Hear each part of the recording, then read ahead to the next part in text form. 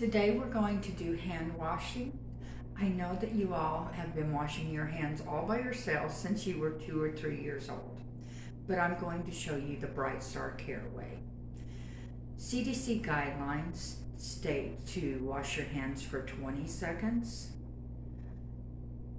Evidence-based practice shows that 30 seconds is even better. So at BrightStar, we want you to wash your hands for 30 seconds. As with any procedure, the first thing you want to do is gather all your supplies. So you'll make sure that you have a sink, water, paper towels, soap, and a trash can.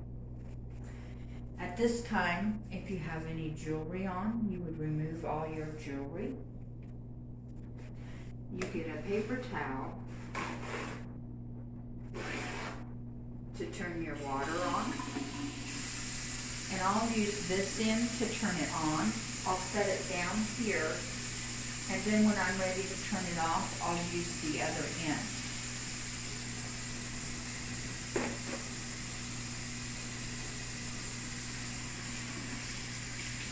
When you're washing your hands and getting the water on your hands, you want to be careful and not be touching the sides or the bottom of the sink.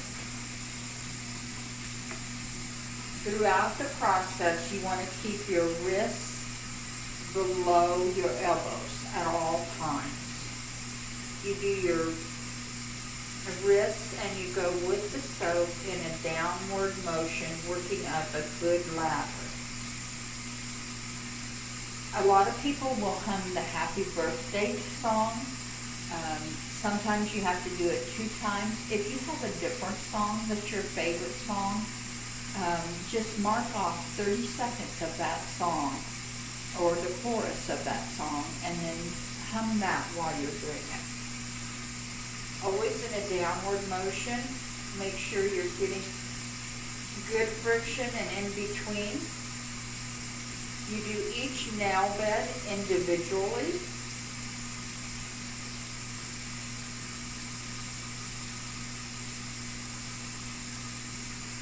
And then across your palms to get under your nails. If the client happens to have a nail brush, you're welcome to use that. You would use that and then rinse it off, place it, and continue lathering. Once you reach the 30-second mark and you're satisfied that you've gotten clean and a good lather, then you're going to rinse. And again, you're going to always go in a downward motion from the wrist.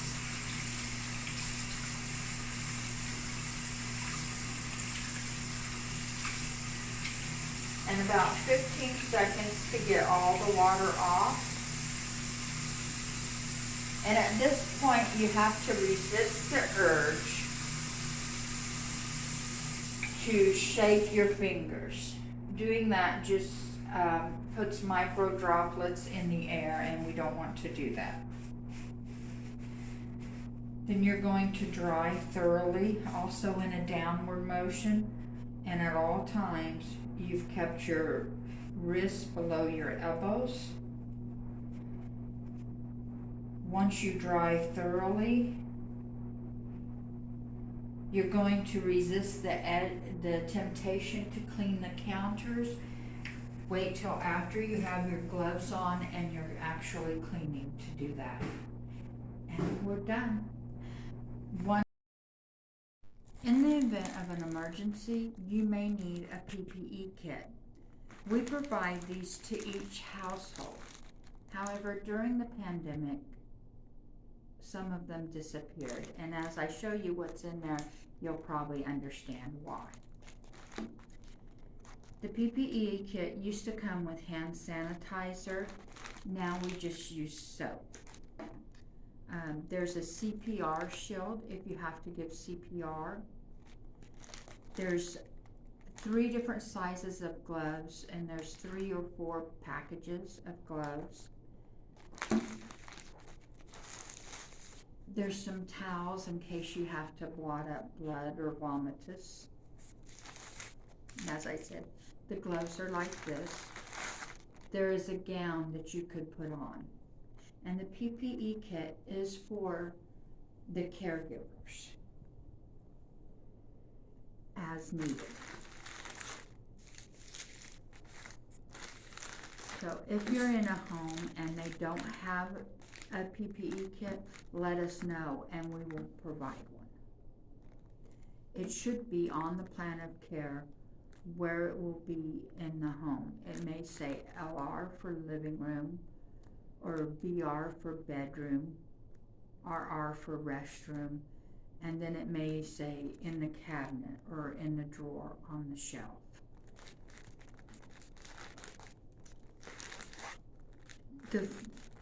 If you come into a client's home and find them laying on the floor, if they're bleeding, you would want to get the PPE kit on, some gloves and the gown, and there's also an N95 mask with eye protection. You would call 911 and assess the client and observe. So, is the client conscious? Are they speaking to you? If the client isn't breathing, you may want to perform CPR. And that's why it's important to look at your plan of care before you go to the client's home, because you want to know if they have a DNR, which is a do not resuscitate. If they have a DNR, you would not do CPR. You would still call 911, but you would not do CPR.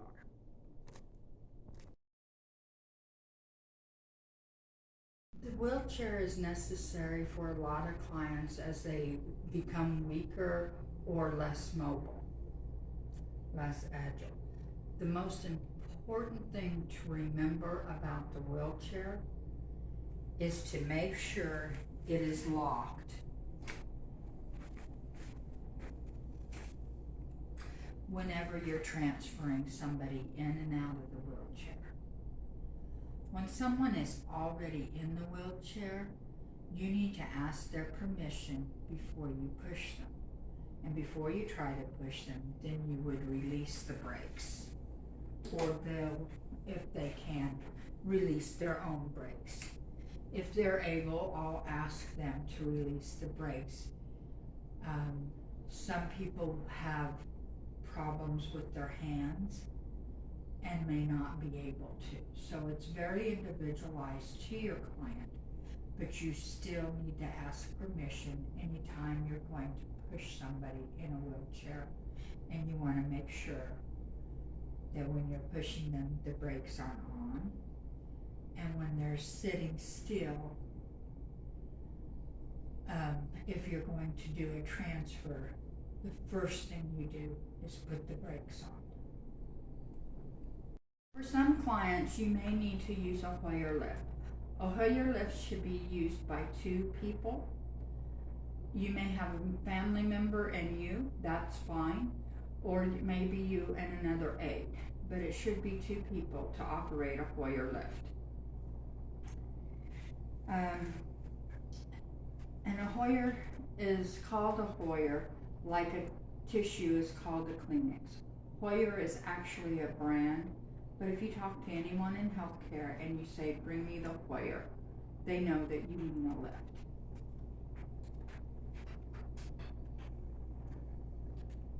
This one is a manual. There are also electronic lifts, and they'll have a little keypad, very similar to like a game. So if you're good at those games, you will probably be good operating that.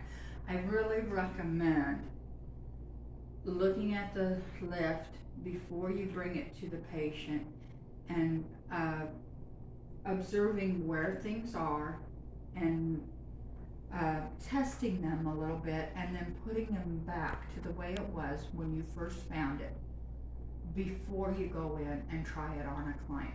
That way you're familiar with the little quirks. This you open if you were going to go and have somebody transfer to a chair or a wheelchair, you would have this open. It also gives more stability when these wheels are far apart. If you're wheeling somebody someplace in the lift, you have it in the closed position. Which is like this.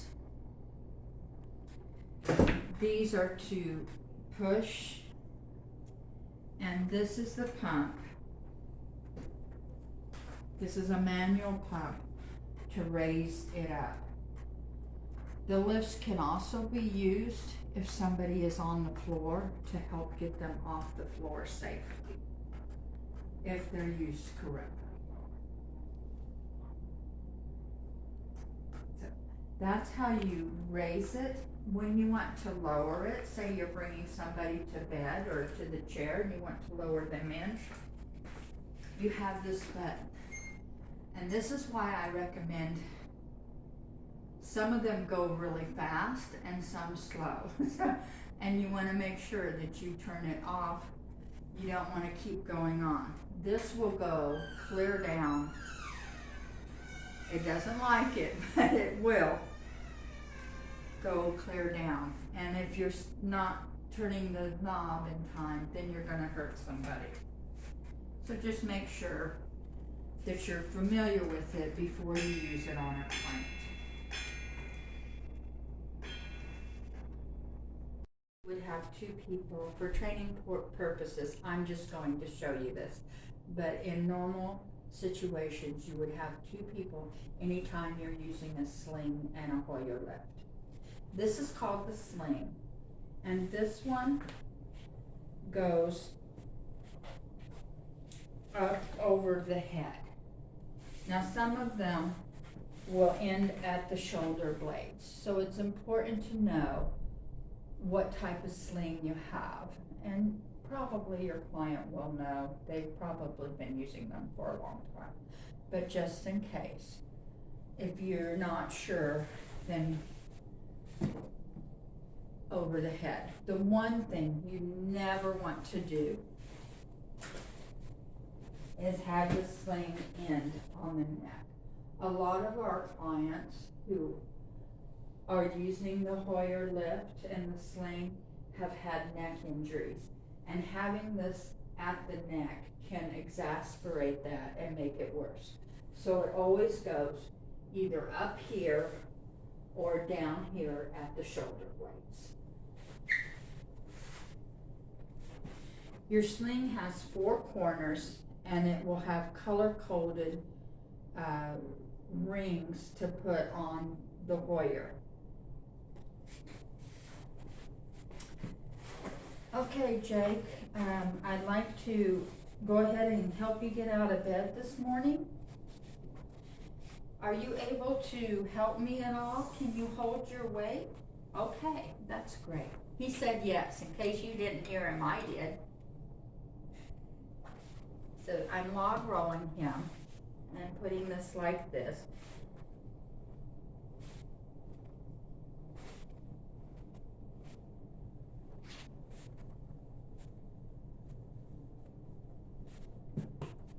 Okay, Jake, let's come back.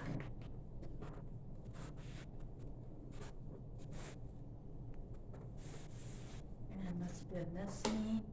Straighten out this arm. All right, are you ready? I'm going to pull Jake towards me, and I'm actually going to use my body to hold him, and he can rest against me. Then put this on out.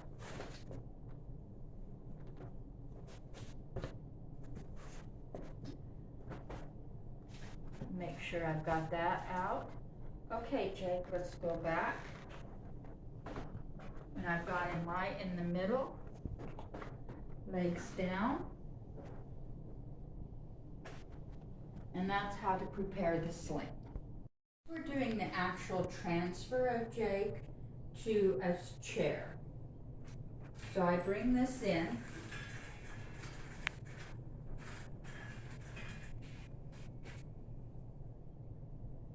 I've got this like that. Then down here, I'm going to press on the brakes. There's one on this wheel and one on this wheel.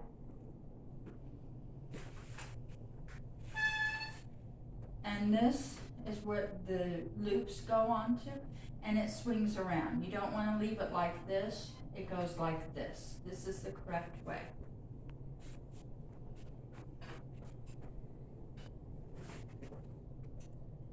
And then I'm going to bring it down.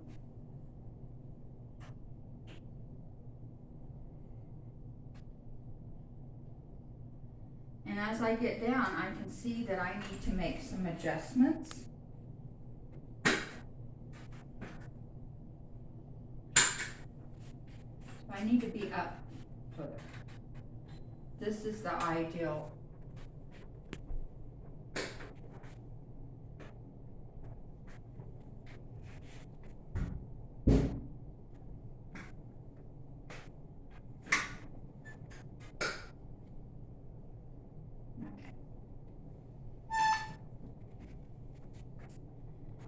So, if I'm moving him from bed to a chair, I'm going to use shorter ones on his upper body and longer ones on his lower body, because his feet are going to, and his knees are going to be further from his solar plexus. It'll make more sense once I get it all done.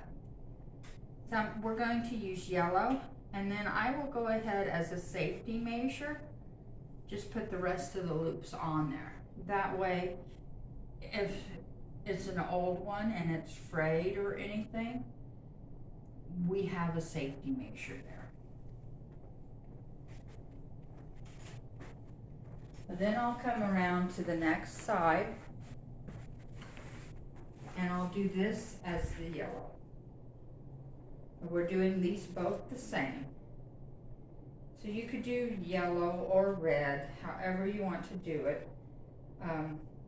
It just depends on the client and the chair. Then on this side, I'm going to do the green, so that he has more room for his knees and his legs.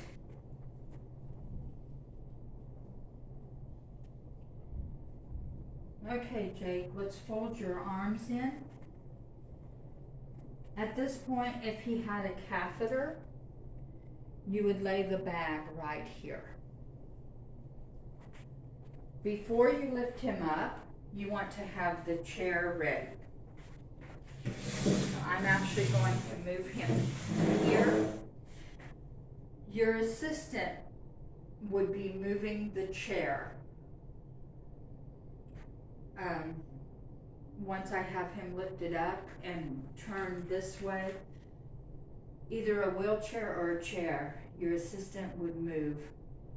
You move the chair rather than the client. I've been in one of these. They're not comfortable. They are frightening.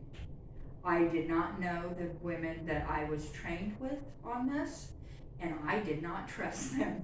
And then chances are, your client may not know you that well and may not trust you yet. So you want to do everything to minimize their time being uncomfortable in the sling. You have everything prepared before you start the transfer. Now we're ready to do the transfer. Are you ready, Jake? Okay, let's go.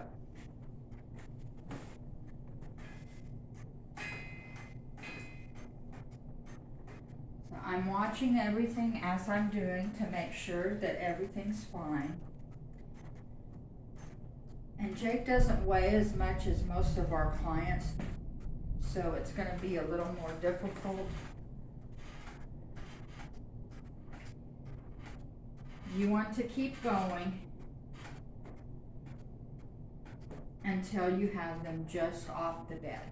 Then you're good. Unlock your brakes. And at this point, I want to tell you that I'm not that bad a driver, but the reason that this Hoyer is here in the office is that it doesn't always work really well. That's my excuse. I'm sticking to it.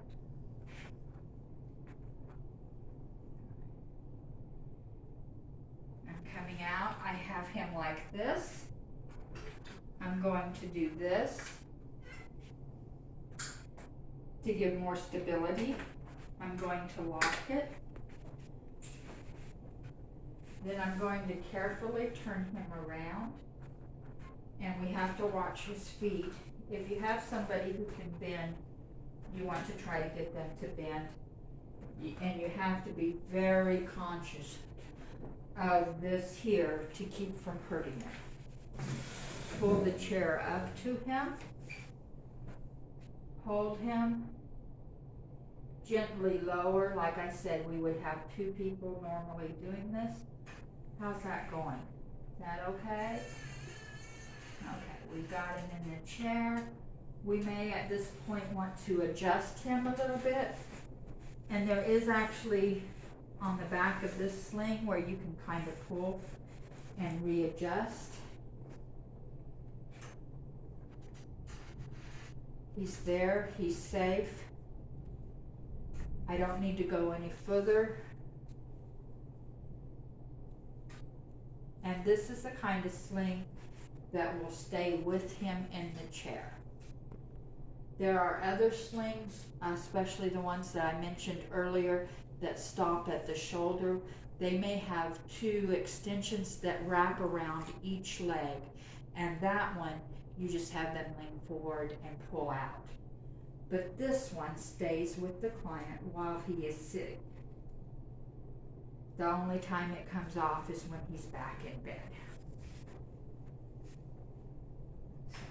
We've got him sitting, he's safe. If we had him in the wheelchair, then we would move him. If he's in his favorite chair, then he's probably gonna stay there. But we're gonna pretend this is a wheelchair and just move him back a little bit. You wanna make sure that he's comfortable. Move him back from there and get him positioned comfortably in his chair. How's that? Is that okay for you, Jake? Sure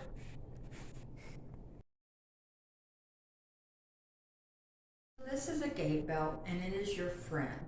Some clients don't like them, but if you can get a client to use them, they are very helpful. They're helpful when ambulating or walking a client and when transferring. The gait belt has teeth on one side and they're just like the regular pin in a belt. That goes on the outside. So a gait belt goes on the client like this. With your women clients, you want to make sure that you're having plenty of room under the girls and that you're not nipping the girls because that hurts. You want to get your belt nice and tie it as you go on their natural waist, and you should be able to get 2 fingers in there comfortably when the belt is positioned correctly. When you're ambulating a client, you can hold on to the belt here. You don't ever want to pull. If you pull, the client is either going to go more and you're both going to end up on the floor, or they're going to fight you, and then if you let up, they're going to go that way. So you want to just hold. Don't pull this way or that way. Just hold the client steady. Some of our clients may have doctor's orders or a paper from a physical therapist where you're to do some range of motion exercises. There's passive and active range of motion. Passive is where I will take and move his arm, and active is where he takes and move his arm. So, when you're doing range of motion, you want to make sure that once you get a little resistance, you're not going any further. You're just going up to that point. You may do on legs or arms, different things for range of motion. So you need to ask the client before you do anything, are you ready to transfer? And let the client know each step before you do it. So the first thing we're going to do is have the client sit up in bed.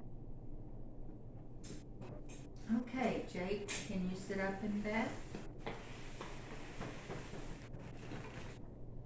If they've been laying for a while, especially if they have low blood pressure, you're going to want them to just sit for a little bit. Next, you may want to turn them to the side and just let their feet dangle over the edge.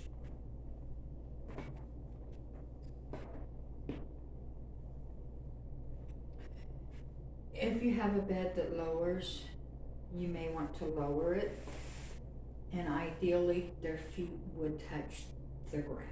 That's not going to happen with Jake. He's a little short for this bed, but that's okay. If the client will let you, now's a good time to put the gait belt on.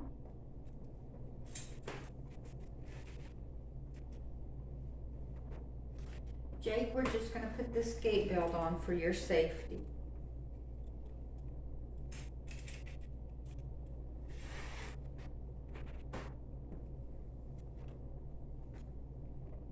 Again, you want the gait belt snug, but to where you can get 2 fingers in there comfortably.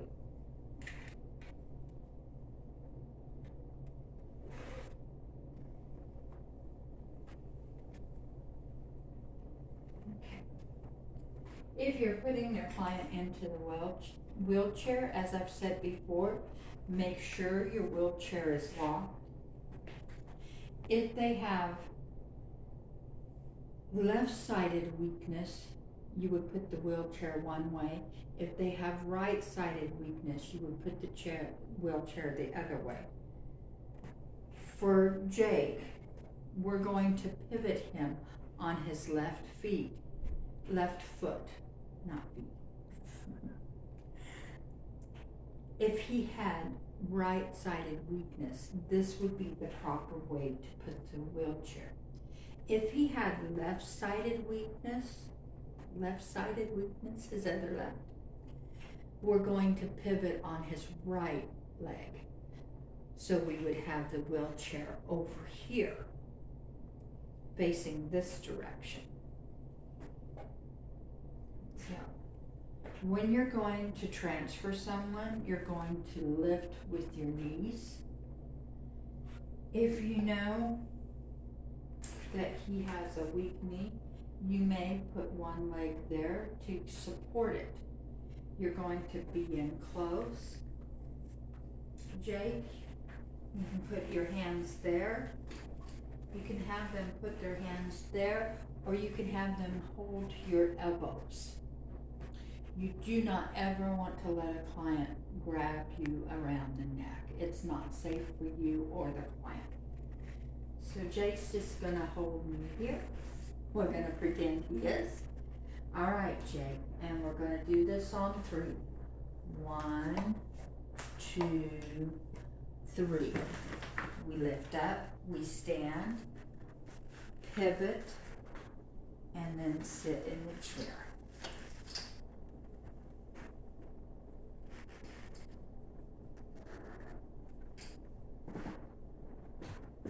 There.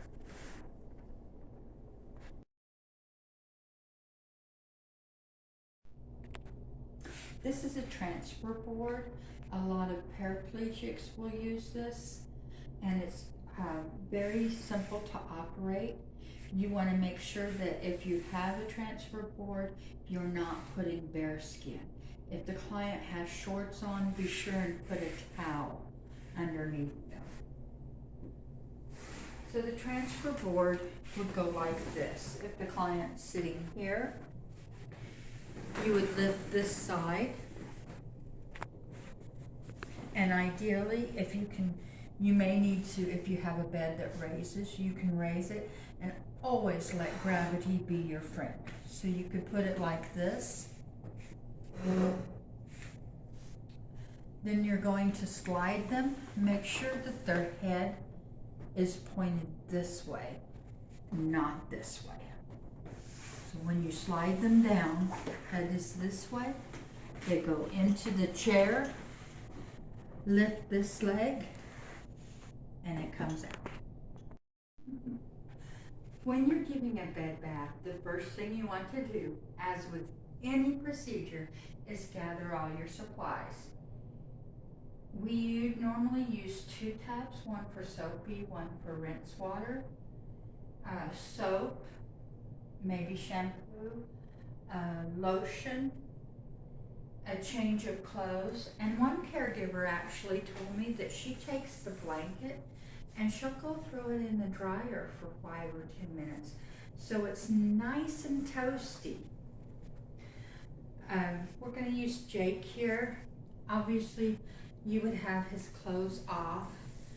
For modesty reasons, we're just going to leave them on today. So Jake, are you ready for your bath?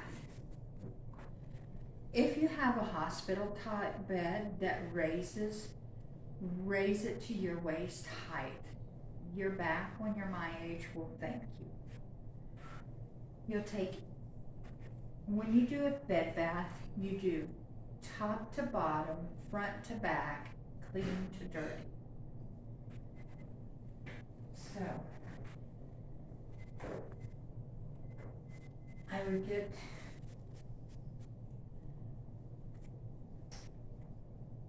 and wash on each side,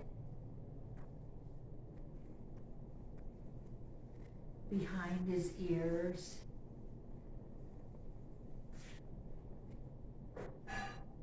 and then rinse, and then pat dry. With most of our clients, you are not going to rub. Many of our clients are in the geriatric population and their skin becomes paper thin. So if you rub really hard, you may take the skin right with you.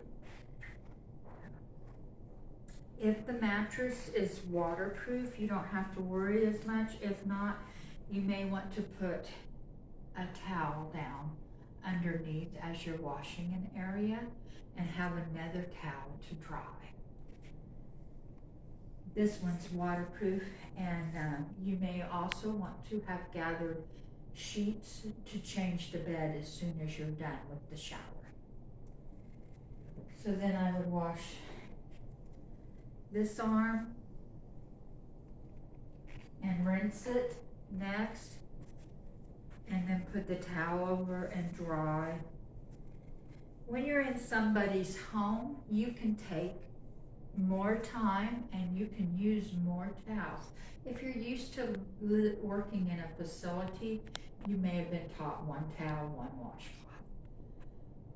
But you're going to probably have to do the laundry anyway from the bed bath, so you can have a full load just as easy as a half a load. There you go. Then you may want to tuck this under and go over and do his next side. And that's how you do front to back, top to bottom. A few things to note: while you're doing a shower, you're also observing the client's body. You're looking for any rashes, any redness, any bruising, anything that's different than from their last shower. With clients who are fluffy, you also need to look in the folds of the skin and make sure that that area isn't red. Especially with somebody who's diabetic or compromised, that area can quickly have bacteria and or become a yeast infection. Once you've smelled a yeast infection, you will recognize it every time. If you have an area where there is a yeast infection or you suspect a fungal infection of some type, you would wash that, take your washcloth, set it aside, and your rinse washcloth would now become for your soapy. If you have another one, then that would become your rinse washcloth. But you won't use the washcloth again that you used over the area with the fungal infection. And make sure when you dry it, that you dry it at a really hot, high temperature. After a bath is a good time, if they'll let you, to put lotion on a client, especially their arms and legs. One nursing home did the lotion, and they were able to cut skin tears by about 60%. That's in half. And while for you or me, a skin tear doesn't seem to be a big thing other than an inconvenience, and it helps you when you put hand sanitizer, you know it's there. But for somebody who is immune compromised or diabetic, that can be a gateway to infection. So we want to minimize any chance of skin tears. Also, when you're doing lotion, you do not want to put them in the toes, between the toes. That's usually a moist area. You want to check their heels, especially if there's somebody who stays in bed a lot. They may have friction from this, from moving in bed, so we want to look for cracked dryness. We want to put extra lotion on that heel area. We want to check their bony prominences.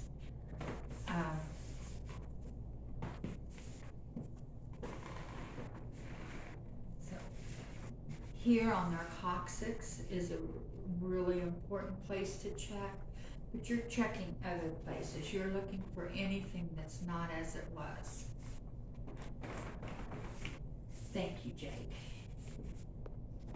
Another note, as you're doing a bed bath, you should be talking to your client. Sometimes I forget with Jake, but with my clients, I always talk and tell them, okay, so we're going to do this next.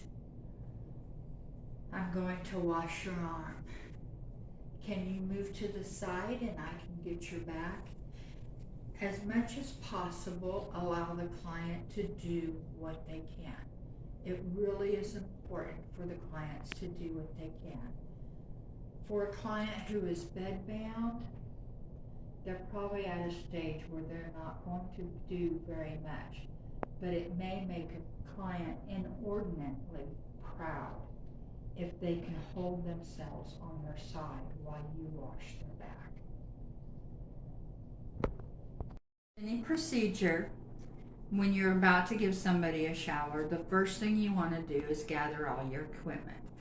You want to have clean clothes, towels, washcloths, shampoo, soap, obviously a shower. You may need a shower chair. You should clean the shower before you put the client in it, and especially the shower chair. And then you clean it after you have the client safely back in their chair or room or bed. When you're doing a shower, you want to test the water. You'll test it here for a lot of people. I've been doing this for a lot of years, so for me, the most sensitive spot now is over here. I get it to where it's warm, not too cold, not too hot. Before I put it on the client. That's why I like the handheld shower ones, because I can go right where I need to go. But a lot of them will just have the regular shower. So you can test by running the water before you pull the plunger to have it showering.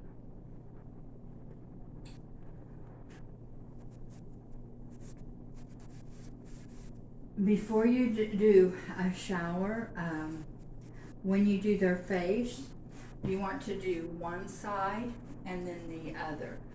Don't take a washcloth and cover their face. That's just scary. So, you may also want to hold a washcloth like this while you're doing their hair, just to keep the shampoo out of their eyes. And if I have room, I will take and just plug up the ear a little bit to keep the shampoo out of the ear. I can only do one at a time, but I can rinse this side and then rinse this side, and just that little keeping that out of their ear, they appreciate. You don't want to use a whole lot of shampoo. A little dab is plenty enough. The more you use, the more you have to rinse off.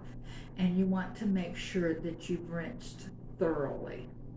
It's really important that once you've washed, that you get all the shampoo out. That's pretty much it for the shower.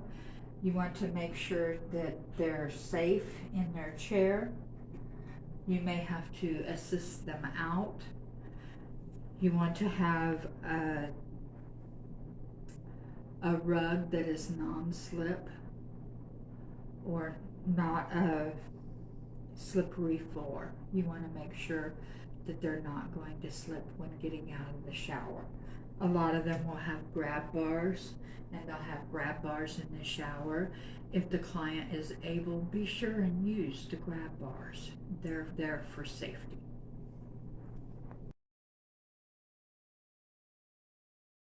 When you're dressing a patient, it's always important to remember the weak or paralyzed side goes first. So make sure, let's say I can't move this arm very much. We will put this shirt on this arm first, and then go on around to the other side that I can move easier. You would help me with that. If you do this side first and I can't move this side, there's not enough room to get it back on there. When you're getting ready to take off a shirt, you take it off of the other side first. So once I have this too short shirt on, I would take off the good side first. I don't know if I can do it.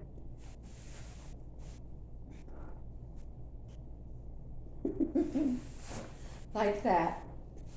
And then go to the weak or injured side. So it goes on first and off last if there is an injured or weak side. It is the same way with the legs. If they have a weak leg or an injured leg, it goes on first and off last on that side. Clients may need to wear compression socks. The proper way to put on a compression sock is to have the seam on the outside. For some of our clients, if they're active, they may not want it, and if they don't swell very much. But if they're swelling very much, please get that seam on the outside so it doesn't dig in. The way I put on compression socks is just, I turn it inside out at the heel. By doing that, I have my landmarks. I know this is the back, this is the front, and this goes down to the heel. Now, it's easier with Jake than with somebody whose legs are very swollen, but this is the basic principle. If you have another way to do it, as long as it's not hurting the client, do it your way. Okay, Jake, I'm going to put on your sock. So I take it down. I hold the end over the heel.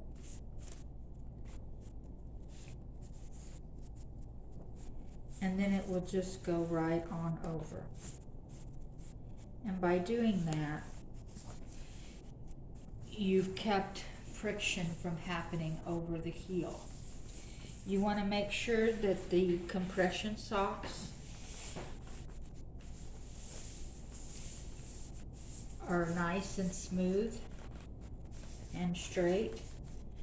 And at the end, you want to also make sure that they do not hit in the crease of their leg. It used to be that compression socks were about $80 to $100 each, and you were fitted by a professional. Now you can go to Walmart, Walgreens, Fry's, any store practically, and get some compression socks, but you won't be fitted. At the end, you want to just make sure that there's plenty of room in the toes. When you go to put on the shoe, it will go like this, so you just want to have a little room. If you already have it tight and it goes down like this, it will actually pull the toes and be very uncomfortable for the client. Right now I'm going to show you how to make an occupied bed. And of course, as we've said before you do any procedure, you gather all your equipment and supplies. So if I'm going to make an occupied bed, I'm going to need fresh sheets. So I will get those. For our purposes, we're going to use this as my fresh sheet. Before I start, I will come and I will pull up each corner of the bed. And I've just found that makes it a lot easier for me. It's not something you have to do. If you have inordinately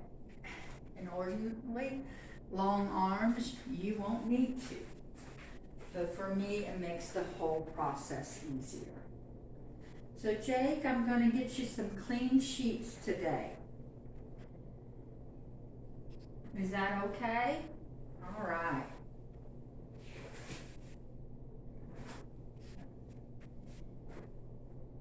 I'm going to tuck up the old sheets a little bit. Then the new sheet, I would take, some people will roll it and some people will accordion pleat it. It doesn't matter as long as you have it kind of together. Okay, I'm going to log roll you now. We're going to hold them like this. Are you ready? Can you hold yourself right there? Oh, that's a great job. Thank you. So we're doing this. Then this you're going to tuck up under your old sheets, and that's the trick to it. That's the whole trick, is just making sure you have the fresh tucked up under the old. And then this goes like this, and you're going to have a little bump that might be a little uncomfortable for him to roll back over, but you're going to roll back over, come on over,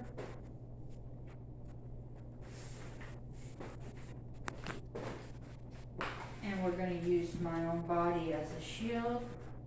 We've got the fresh sheet there and the old sheets out. Make sure that you're getting all the wrinkles out. Our clients, when we have to make an occupied bed, are spending a lot of time in bed, and their skin is probably more delicate. So we want to make sure that we're not causing any irritation with unnecessary wrinkles in the sheets. So there we go, and he's got his fresh sheet on.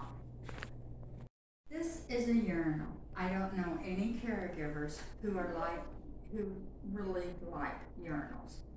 But if you think of it as a lifesaver, you may not mind it as much. The urinal is used for a man to urinate, usually in the middle of the night when he might be groggy, and he could stumble if he had to get up and go to the bathroom, or may not make it. And again, the floor would be slippery and he might fall. So these prevent falls, and they are lifesavers.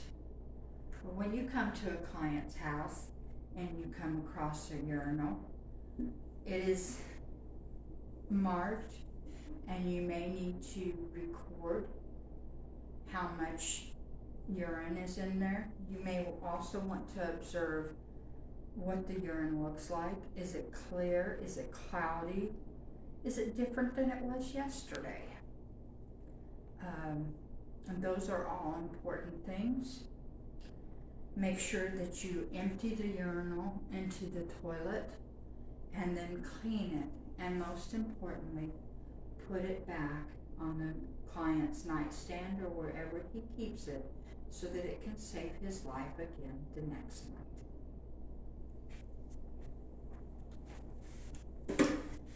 This is a bedpan, and again, they're not our favorite piece of equipment, and many will prefer just using a chuck rather than a bedpan.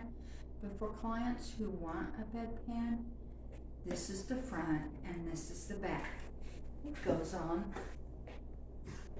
like this, only on the bed. So I'm going to have Jake help me, and we'll show you how to put the bedpan on. I'm going to do it just a little different.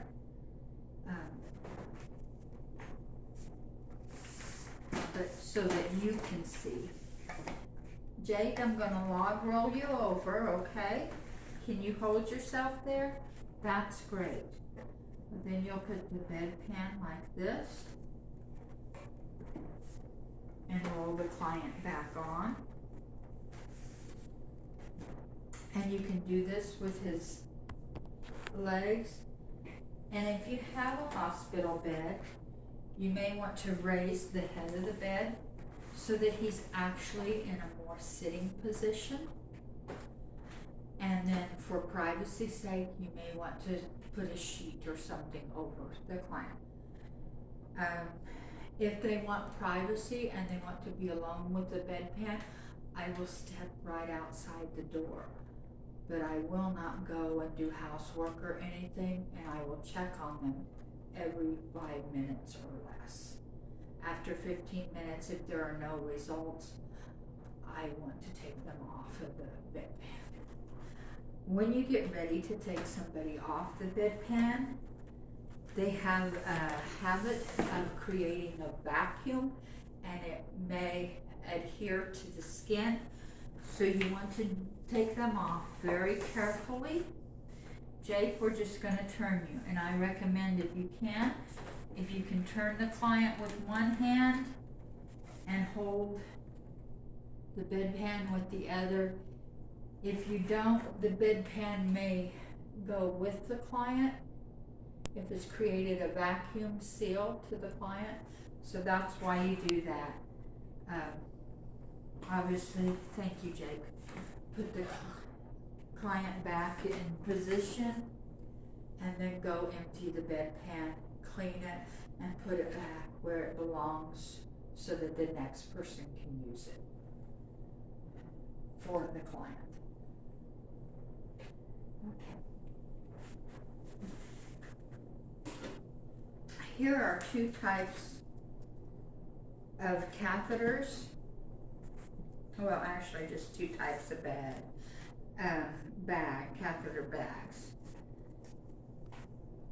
This is I've always known it as a bed bag, but it's a bag, and then this is a leg bag. This is a catheter. You should never see this part of the catheter.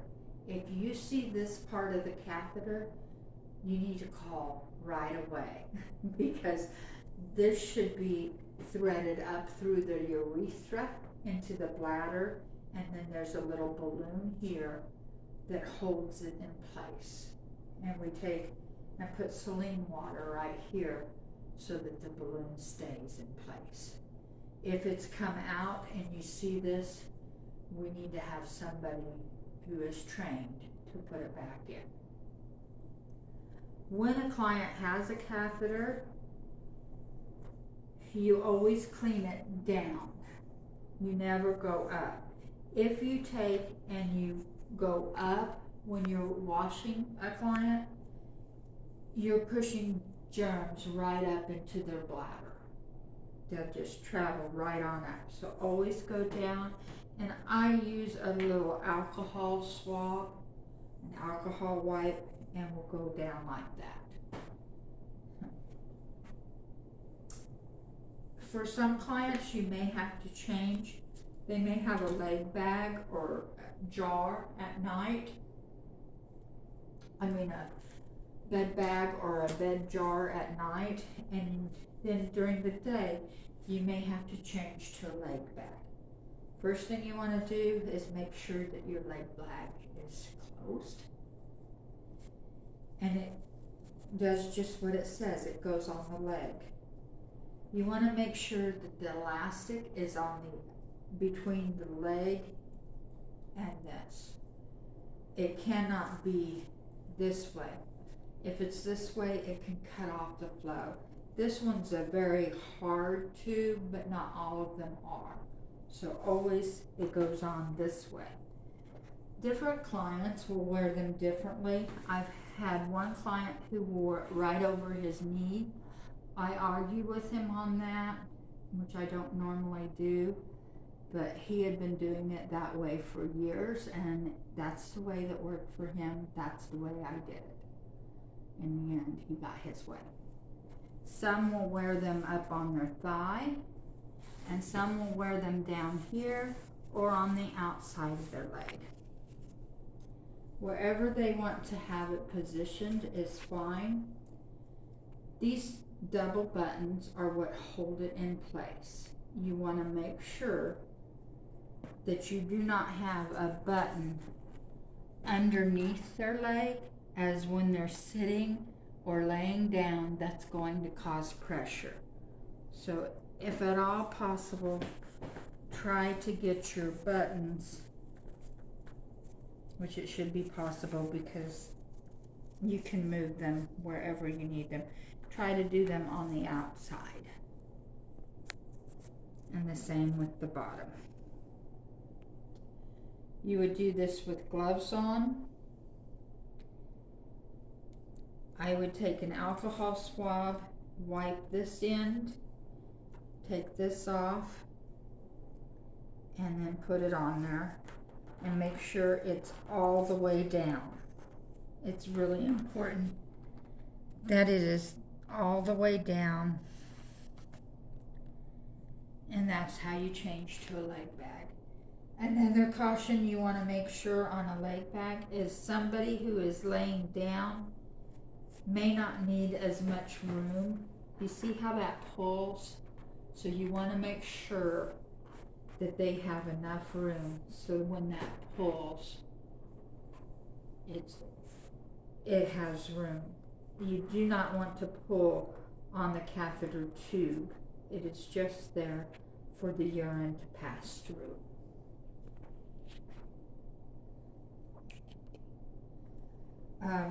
You empty it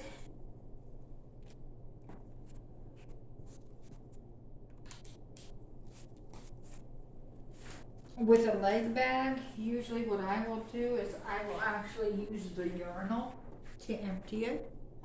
You could also empty it into a bedpan or take it and empty it over the toilet. This one you just open up and it comes out, and then it needs to be cleaned.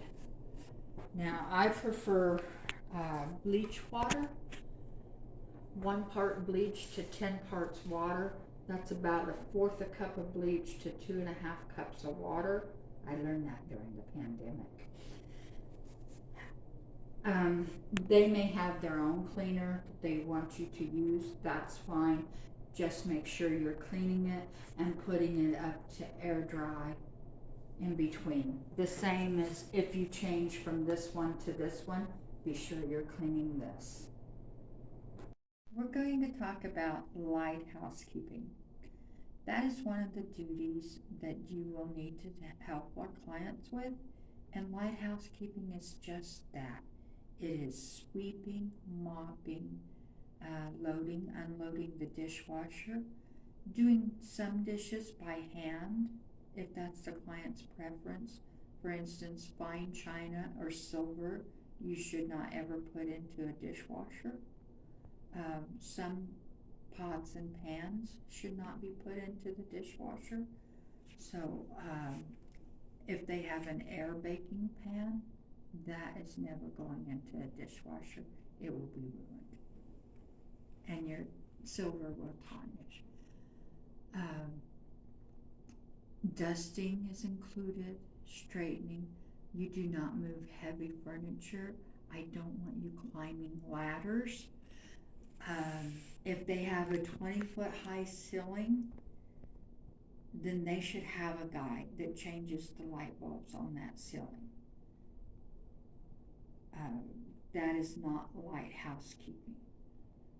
Mowing the yard is not light housekeeping. We're not here to take jobs away from landscapers. We're here as professionals, as caregivers, and we do light housekeeping.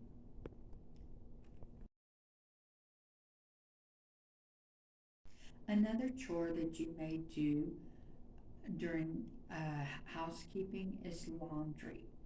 You may change, it's quite common to have somebody change the bed linens and do laundry.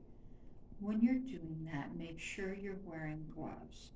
If you're holding the clothes against you, all the bodily fluids that were on their clothes are now on you, and you are taking them to your next client or to your own home. So remember, laundry goes in the basket, carry the basket, wear gloves. As soon as you put the laundry into the washer, take off your gloves, wash your hands, dry your hands, and put on a fresh pair of gloves. Clients may be on oxygen. It is important to know what you can and can't do as far as the oxygen goes. If they have an oxygen concentrator, you can turn it on and off. You can help them on and off with their nasal cannula or mask. And they may have a cup with a maximum line and a minimum line. You can fill that with distilled water. However, on the oxygen concentrator, there may be a knob that has numbers like 2, 4, 6, 8, and that is the amount of liters per minute that they're getting. You cannot adjust that. I cannot adjust that without a doctor's order. Their family members can adjust that, but you cannot. So here I am with my favorite client, Jake, and we're going to talk a little bit about vital signs. Due to the pandemic, a lot of clients didn't want the nurses coming out unnecessarily, and we had permission for caregivers to take vital signs. Most of our clients will have their own equipment, so you need to be familiar with several different types, and I'm just going to show you a couple. But you can always tell a client, yes, I know how to do vital signs, but I'm not familiar with your equipment. And that way, if they have any brochures or anything on their equipment, they can show you. So this is a thermometer. We're all pretty well familiar with them now, but this one is a no contact thermometer. It's not the greatest thing, but the no contact makes it really nice. So it is really just a point and shoot. I just hold it up here to his forehead, about a half inch away, and there. His temperature is 89.9. I'm a little worried about Jake, but we'll take mine and see if I'm okay. And there, mine's 97.7. Years ago, there used to be one normal temperature, but now there's a range, and I think it's between 97 and 99, and that's considered normal. So I'm normal. Next, we have an oximeter. And this measures oxygenation, which is important for all the cells in your body. And it also does a pulse. A lot of times I will do the oximeter on the right hand because I'm going to do a blood pressure on the left side. And that tells me different information. So some people who have had a stroke and other, if they have an obstruction or occlusion, their pulse on one side might be different than the other. So it just does a quick check for me. So my oxygenation is 96%. We want it at least 94 or better, and preferably 96 or better.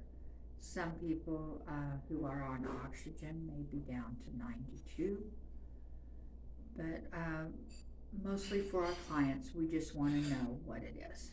And so my pulse here is 85.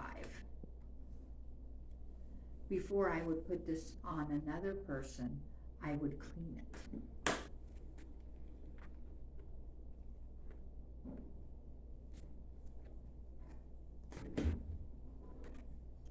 So just a quick wipe through. And you can wipe this down, set it there, and your cuff you want to wipe down. This is to take blood pressure with. Then you're going to want to put gloves on before you take anyone else's vital signs. With the pandemic in anybody's home, you would always have your mask on. Normally when I'm, just before I get out of my car, I will adjust my mask and have it on when I ring the doorbell. Once I'm at a client's home, I will introduce myself, say, "Hi, I'm Carla, I'm from BrightStar Care, I'm here to help you today. Let me wash my hands," and then we'll get started. Once I've washed my hands the BrightStar Care way, I put on gloves. And I leave my mask and gloves on the whole time I'm there. Between different tasks, I may wash my hands and change my gloves. Anytime you change your gloves, you should be washing your hands also.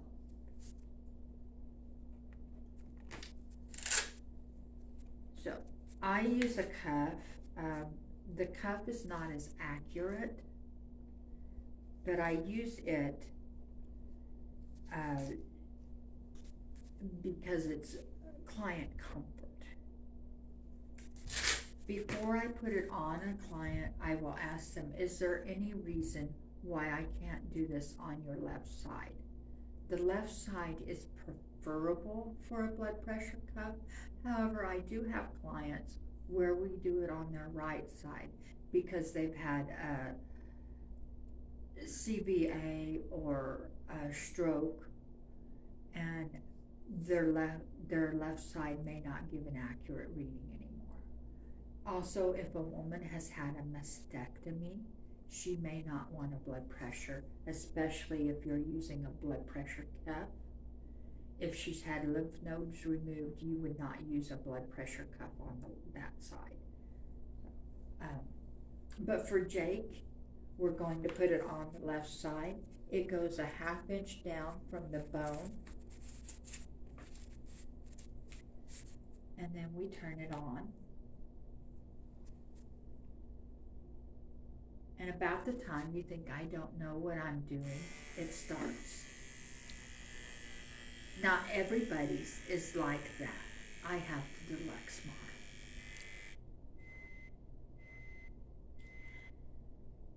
While you're doing a blood pressure, for some cuffs, they'll have them hold their hand over their heart.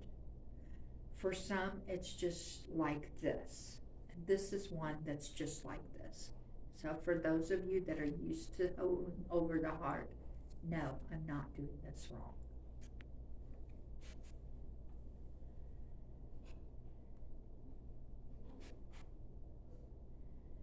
One of the nice things about the blood pressure cuff is while you're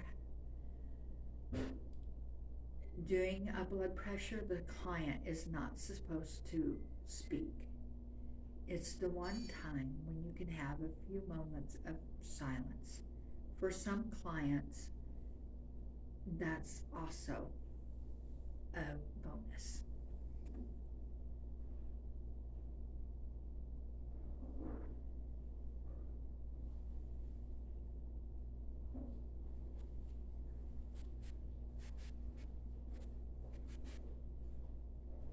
So it's still going on, Jake, but he doesn't have a heart. So I'll just do mine really quick.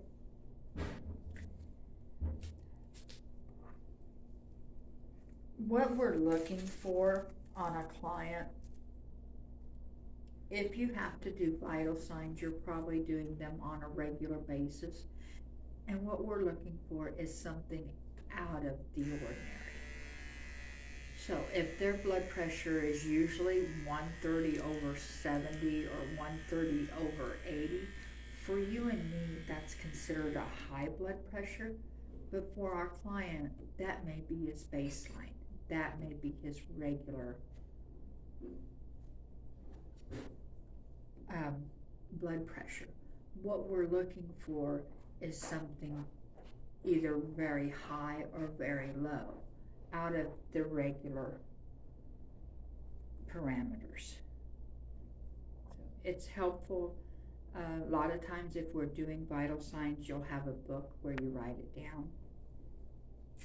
I'm excited, so mine's a little high.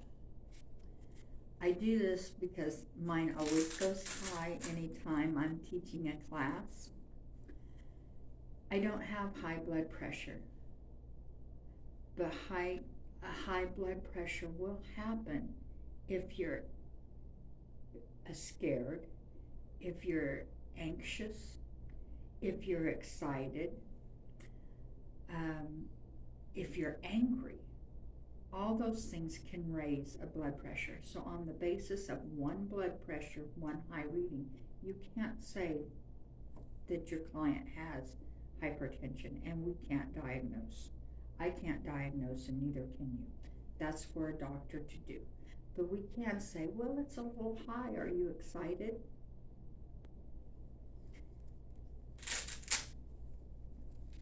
Okay.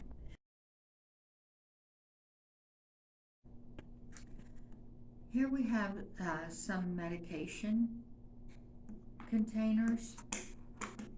Nurses will come out, or a family member should come out and fill these. This is one for somebody who maybe takes medicine throughout the day. You have, this is a weekly. You have morning, noon, evening, and bedtime. So, as a caregiver, you are allowed to open this, to dump it into a bowl and give it to the client along with some water or milk to drink with their medications. We are not allowed to take it out of the pill bottle.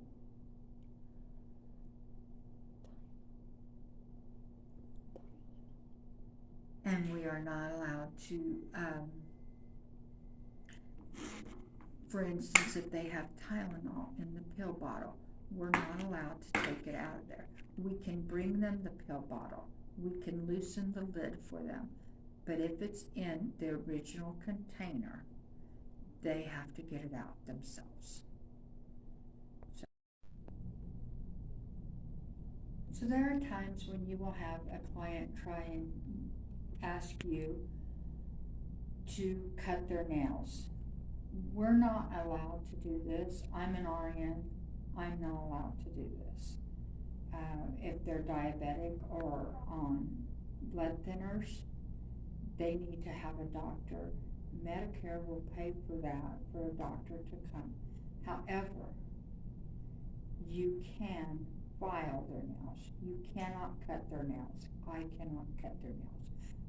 But if they have a hangnail or if it's rough, you can certainly take an emery board and file their nails.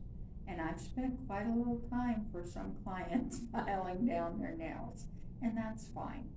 But you cannot clip their nails. So I just want to make sure that you're aware of that.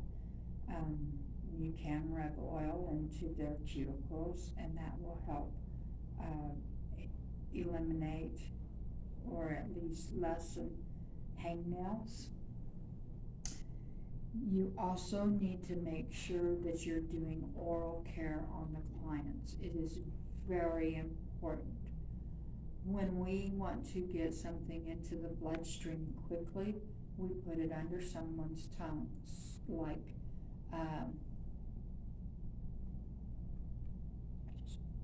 nitroglycerin.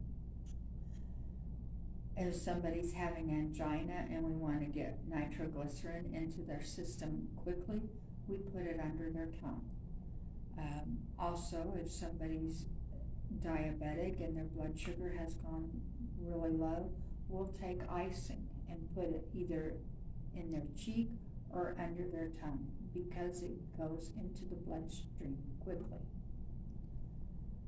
The same way that will go into the bloodstream quickly, so will bacteria, and that's why we need to take care of people's oral health. Be sure you're getting them to brush, and if they have mouthwash and are able to, you want to make sure that you're doing this with somebody who has a good gag reflex and can swallow. But in normal care, make sure you're brushing their teeth well and often. For those who may not be able to use a toothbrush, they have a little sponge on a swab stick, and I think it's called the swab stick, and you can put that. Some of them are pink, and then they also have lemon glycerin swab sticks, but the pink is probably better for just general oral care, just to swab out their mouth. One thing many of our clients will want you to do is meal prep. Before you do any meal prep, you need to be familiar with the plan of care and the client's diet. Some clients I'll use my mother as an example. If you ask my mom what she wants to eat, she wants cake and ice cream. My mom is diabetic. She should not be having cake and ice cream. You want to be aware if they're on a low salt diet, you don't want to add that optional salt to the water if you're boiling noodles. They may be on a cardiac diet, a Mediterranean diet. There are all kinds of different diets for health reasons. You want to know if somebody's gluten-free. You do not want to be offering them bread. Just make sure that you're aware of a client's diet before you do any meal prep.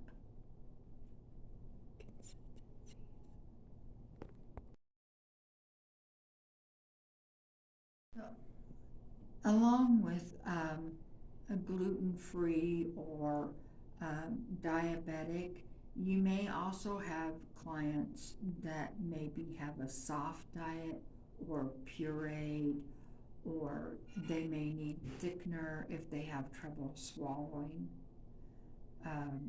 So those are things that you need to be aware of also. When we sign up a new client, we spend a great deal of time preparing a plan of care. Please stick to the plan of care.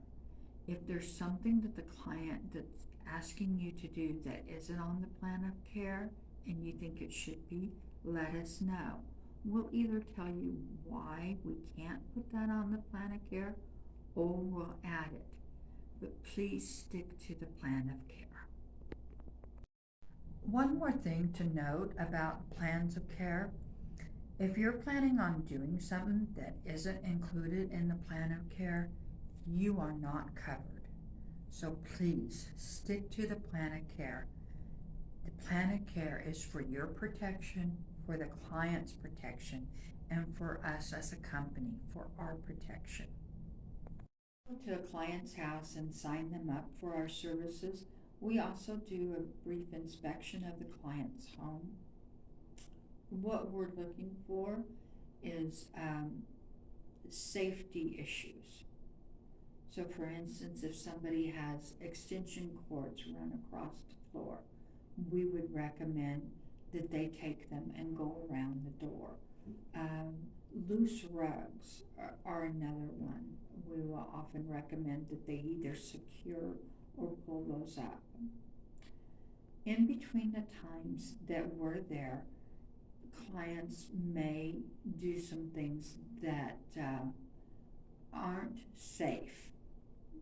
So that's where we need you to be our eyes and ears and just say, hey, I don't think that's a safe thing. Call the office, let us know if there's something that they've run extension cords across the floor or something that isn't safe. So next we're going to talk about documentation. And what I have to say on this is document, document, document. If you don't document, it didn't happen. So make sure when you are documenting, make sure that it's clear, concise, and that a second grader can read it. A lot of times when we're going through the documentation, we've already put in an 8-hour day. So I don't want to try to figure out whether you're saying eat or cat, two completely different things, but an E and a C can look very much alike if you're in a hurry. So take the time to document clearly, concisely, and thoroughly.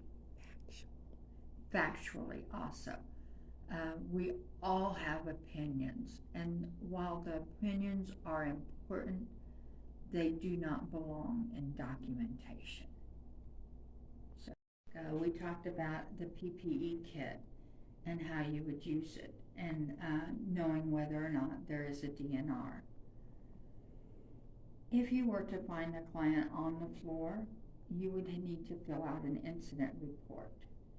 You would do that after you called 911 if needed, and if they're on hospice, you would call hospice. You would call the office, and that's a phone call. It's not a text or an email. The difference between a phone call and a text or an email is emails are answered during business hours, Monday through Friday, in the order that they came in, and texts are much the same. A phone call, even if somebody from here doesn't pick up right away, is responded to right away. So that's why you do a phone call if there is an incident where you find a client on the floor. Once everything is stable, you will need to fill out an incident report. On the incident report, you would write, entered residence, found client on the floor. Client states, I fell. You would not write client fell unless you saw the client fall. It's a fine line, but we need to be accurate and concise in what we report on an incident report. It is a legal document. So it could be that the client had a lot of vodka last night and decided that the floor was a good place to sleep, and when you came in was embarrassed and said she fell. It could also be that somebody came in and attacked her and it was so traumatic that she doesn't remember. We don't know what happened unless we saw it happen. 99% of the time, if the client says, I fell, the client fell, but we didn't see it. So we write, found client on the floor, client states, I fell. The incident reports are due within 24 hours, but it's best to do them right away while your memory is fresh. Next, I want to talk a little bit about scheduling. So, it's really important that you show up for your shifts. Now, we realize that life happens, but if you're sick on Friday night, you're probably going to be sick on Saturday. So if you're sick on Friday night, please call us and let us know that you will not be making your shift on Saturday. The number is 480-302-5139. This is a phone call. You have to make the phone call. You cannot call off of a shift by text or by email. The texts and emails are taken care of during business hours normally. So if you call off Friday at 6 p.m., we may not know about it till Monday at 10 a.m. So please, if you're going to call in sick, call us as soon as you know. Let us know. That is a phone call. If somebody doesn't answer the phone, please leave a message. Those messages, whoever is on call gets right away and will take effective action. And also know that when we call and are asking you to take a shift, someone else has called off. Things I want to finish up with, I want to talk about hospice